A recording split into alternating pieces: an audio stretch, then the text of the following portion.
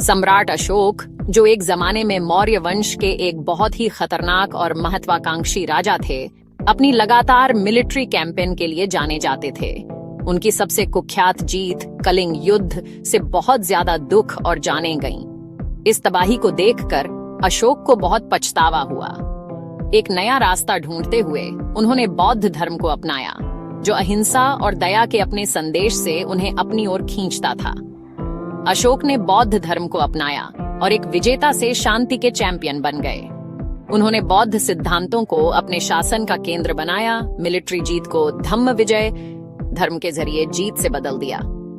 अशोक ने अपने नए आदर्शों को अपने पूरे साम्राज्य में चट्टानों और खंभों पर खुदे हुए आदेशों के जरिए फैलाया।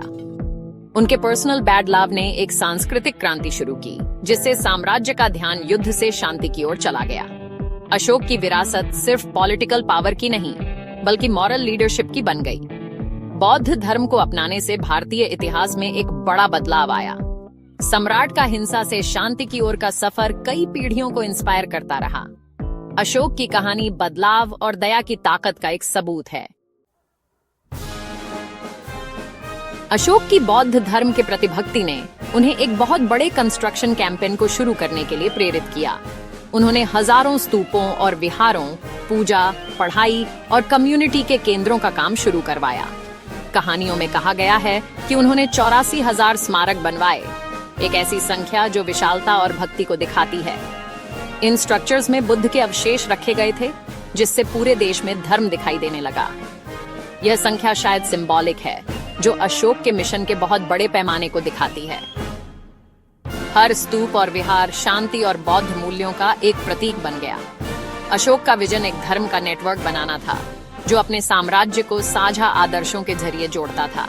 उनकी बिल्डिंग की होड़ ने जीत से दया की ओर एक बड़ा बदलाव दिखाया। स्मारक एक नई जिंदगी के रोजाना के रिमाइंडर के तौर पर खड़े थे। अशोक की आर्किटेक्चरल विरासत नैतिक मूल्यों पर आधारित समाज की नींव थी। अशोक के विशाल साम्राज्य ने उनके बड़े विजन के लिए जरूरी संसाधन दिए। मौर्य प्रशासन बहुत ही ऑर्गेनाइज्ड था, जिससे एफिशिएंट टैक्स कलेक्शन और रिसोर्स मैनेजमेंट पक्का होता था। खेती और व्यापार से मिली दौलत ने स्तूपों और विहारों के कंस्ट्रक्शन के लिए पैसे दिए। साम्राज्य के नेचुरल रिसोर्सेज पर कंट्रोल ने बिल्डिंग के लिए पत्थर, ईंटें और लकड़ी दी। स्किल्ड कारीगरों, इंजीनियरों और एक बहुत बड़ी वर्कफोर्स ने अशोक के प्लान्स को पूरा किया। सड़कें और नदियां पूरे साम्राज्य में मटेरियल्स को ले जाने में मदद करती थीं। रॉयल ऑफिशियल्स ने साइट सिलेक्शन से लेकर कंस्ट्रक्शन तक के हर स्टेज की देखरेख की। सेंट्रलाइज्ड गवर्नमेंट ने बहुत बड़े पैमाने पर लॉजिस्टिक्स को कोऑर्डिनेट किया।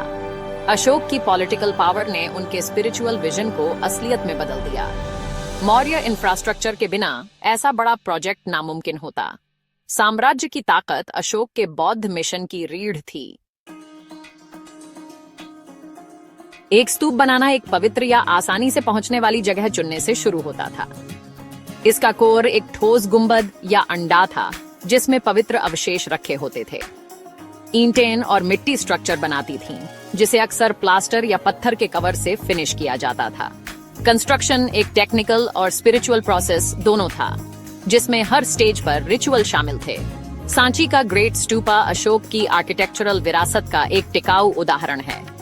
स्तूपों में रेलिंग और सजे हुए गेटवे या तोरण होते थे, जिन पर बौद्ध कहानियां खुदी होती थीं।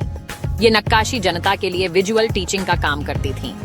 डिजाइन ने चिंतन और भक्ति को बढ़ावा दिया। अशोक के स्तूपों में कला, इंजीनियरिंग और विश्वास का मेल था। उनकी टिकाऊ सुंदरता आज भी विस्मय पैदा करती है।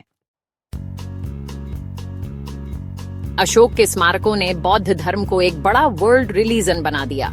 स्तूप और विहार पूजा, पढ़ाई और कम्युनिटी लाइफ के केंद्र बन गए। उनकी पेट्रनशिप ने भारत में स्मारक कला और आर्किटेक्चर की एक परंपरा शुरू की। इन स्ट्रक्चर्स पर लिखे शिलालेख अनमोल ऐतिहासिक रिकॉर्ड हैं। अशोक के खंभों और स्तूपों ने सदियों तक कलात्मक स्टैंडर्ड तय किए। स्तूप का डिजाइन पूरे एशिया में फैला, जो पगोड़ा और चौर्टेन में बदल गया। उनकी आर्किटेक्चरल विरासत ने भारत की सीमाओं से दूर की संस्कृतियों को भी आकार दिया। अशोक की असली जीत युद्ध में नहीं, बल्कि धर्म फैलाने में थी। उनके स्मारकों ने बौद्ध धर्म को संस्थागत रूप दिया और भारत की विरासत को समृद्ध किया। अशोक का विजन पत्थर में टिका हुआ है, जो दुनिया भर में शांति और दया को इंस्पायर करता है।